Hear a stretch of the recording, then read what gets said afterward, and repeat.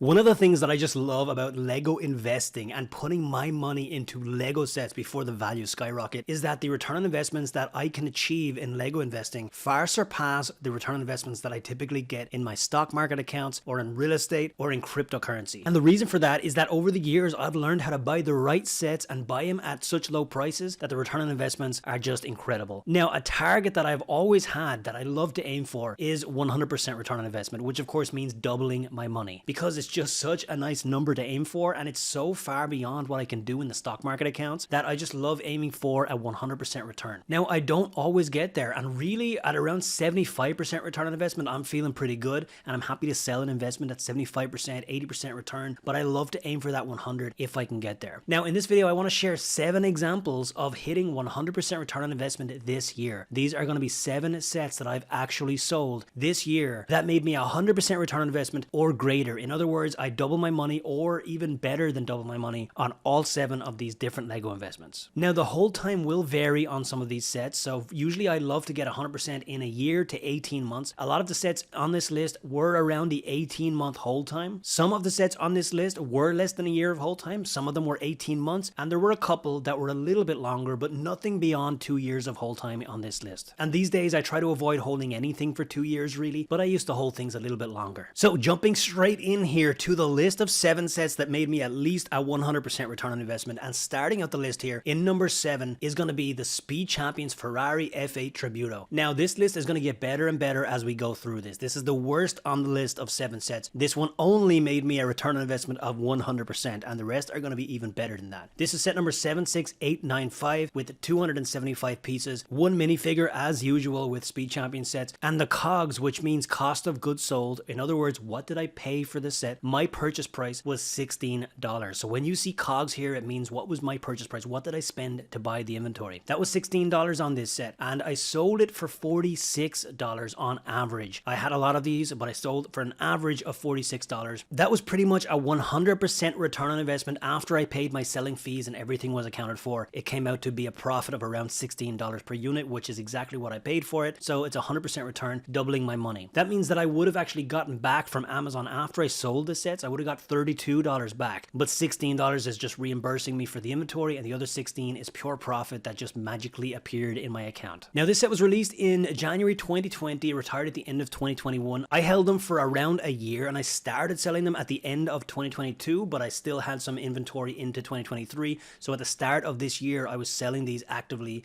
at this return on investment. So that is number 7 on the list here with a 100% return on investment, the Ferrari F8 Tributo. So moving on, and next up we have a Star Wars set. This is the Duel on Mustafar from the Revenge of the Sith, of course, Lego set 75269. Now, this was a great investment, and I felt like it would be because I bought these before the new Obi-Wan Kenobi show came out, which of course reinvigorated people around the characters that are inside of this Lego set. This has 208 pieces and 2 minifigures, one of them unique. It of course has Anakin and Obi-Wan, right? Both characters became super popular again very recently as a result of the TV shows. My cost on this one was $16 per unit, and I sold them for again $46. So this was once again a 100% return on investment. After selling, I would have made $16 of profit for each of the units that I sold. And again, for every set that I'm showing you on this list, I didn't just have one quantity, I had many of each of them. So this was another one that I bought multiples of course, and then that was $16 of profit per unit. Now, this was released in January 2020, retired in July of 2021. This was an example of one that I held a little bit longer, so my hold time on this one was closer to the 2-year mark, which again was a little bit longer than I would like, but it was still a 100% return, so I can't really complain about that investment. Now, in 5th place is another Speed Champion set here, and in one of my recent videos, I did talk about this wave of Speed Champion sets and why they were such good investments. I do want to repeat something I said in that video, which is I don't think that the same thing is going to happen with the next wave of retiring Speed Champion sets. The reason you're seeing Ferrari and Nissan both popping up here is because this particular wave of Speed Champion sets was undersupplied, and I knew that it was going to be undersupplied before they retired. That is why I went so heavy in them, even at a $16 purchase price. But on the currently retiring Speed Champions, because they were heavily discounted, I don't think at $16 I would have gone as heavy. I have bought those sets, as I talked about in other videos recently, but that's because I was able to get them at a better price. But this one, the Nissan, I knew it was going to be undersupplied in the aftermarket because we still had previous Speed Champion sets available on the shelves at the same time as this one, and a lot of the Lego investors were focused on that other wave and not on this one. But this was set number 7 76896 with 298 pieces and one minifigure. I bought them for $16 a unit, and then I sold them for $47. Now I actually think that I sold a couple at an even higher price than $47 as well, because this set ended up even reaching $50, $55 in Q4 of 2022,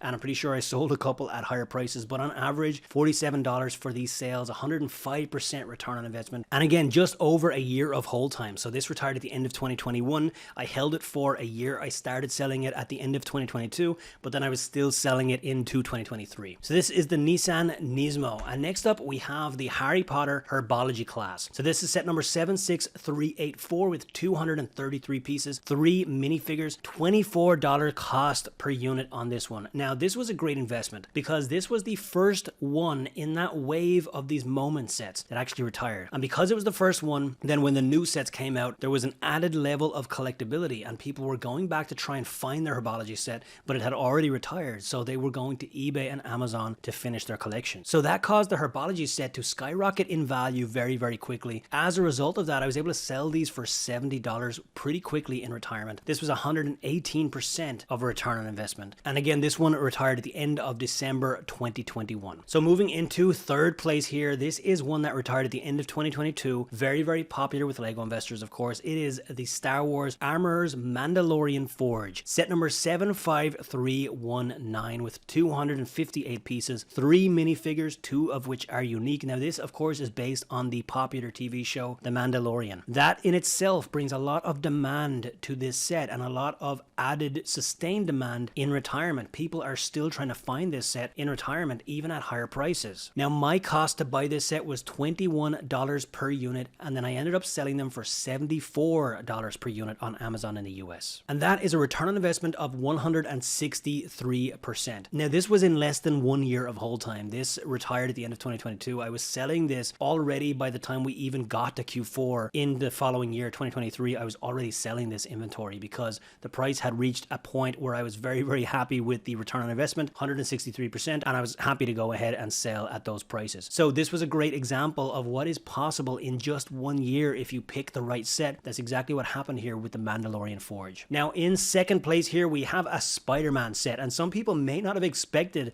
to see a Spider-Man or a Marvel set as such a good investment because some LEGO investors snooze on this theme. And to be honest, I've actually had a lot of really good investments from the Marvel theme because they can often be heavily discounted, and if you get them at the right price, then they can actually do great as investments. So this was the Spider-Jet versus Venom mech. Now I just love mech sets, and they're very, very collectible, and fans just love collecting all the different mechs that you can get. So the Venom mech in this one against the Spider-Jet was a great combination. There was something about this set that just really spoke to me. 3 minifigures, 371 pieces, 1 unique minifigure, and I was able to get this for $17 a unit. Now I think the MSRP on it was around $30, so I was able to get it at a pretty good price, approximately 40% off, and ended up selling them for $73.50 on Amazon. That is a 222% return on investment. Now my whole time on this was a little bit longer, so it was longer than what we just saw with the Mandalorian Forge. This was closer to a 2-year hold time, which ended up being worthwhile because a 222% return on investment. But once again, I like to avoid hold times that are 2 years or longer, but for this kind of return on investment, it was worth it. Now coming in first place on this list with the highest return on investment from 2023, this is one that I don't think will be a massive surprise to a lot of you, and it is a Star Wars LEGO set. This is of course the Stormtrooper helmet. So following on from the success of the TIE Fighter pilot helmet came the Stormtrooper. Now Stormtrooper and TIE Fighter pilot retired at the same time, so this was before we had a lot of LEGO investors paying attention to these Star Wars helmets, and as a result this one was also significantly undersupplied. But of course the demand was going to be incredible on this set. It is the Stormtrooper. How can you ever have a Star Wars helmet collection and not have a Stormtrooper helmet? It is arguably one of the most well-known helmets that exists in pop culture anywhere, so the Stormtrooper was always going to be incredibly collectible. This is set number 75276 with 647 pieces. No minifigures in this one, of course. It is one of the helmet displayable sets. So I bought these on average for $48 and ended up selling them for an average of $205 on Amazon FBA in the US. So that is return on investment of 238%. Absolutely incredible investment. And again, a lot of people point to the TIE Fighter pilot as the greatest investment in the last couple of years. And yes, of course, it was an incredible investment, but the success of the TIE Fighter pilot helmet has also overshadowed the Stormtrooper Stormtrooper a little bit made people forget about how good of an investment this set really was. Stormtrooper helmet, 238% return on investment. Absolutely incredible. Now, do I think the same thing is going to happen with the next retiring sets in the helmet collection? I do not, because this, again, was undersupplied. It was the first wave of sets to retire, and as a result, a lot of the investors just weren't buying it because it was not a tried and tested theme that they knew and that was on their radar. But things have definitely changed today when it comes to the helmet series. So this is just 7 examples that were 100% return or more that I sold this year in 2023. But of course, 100% return is not the only return on investment that I will go for. And I have many other investments that made 80%, 90% return on investment that I'm more than happy to sell all day, because that is still an absolutely incredible return on investment for simply buying sets and holding them while values go up. And comparing that to my stock market accounts, it's an absolute no-brainer for me to continue to invest in Lego sets. And I am still investing heavily in Lego sets right now. In fact, if you want to see 2 sets that I spent $5,000 on in the last couple of weeks, you can watch a video right here where I break down the numbers and exactly which sets I was investing in and why. So you don't want to miss that video. And if you want to get in on the action, of course, we have a free Facebook group. So make sure you check out the link in the description down below to get into our Facebook group completely for free, where we talk about Lego sets and Lego investing. And with that, thank you so much for being here. I'm Shane from BrickBucks.net, and I will see you in the next one.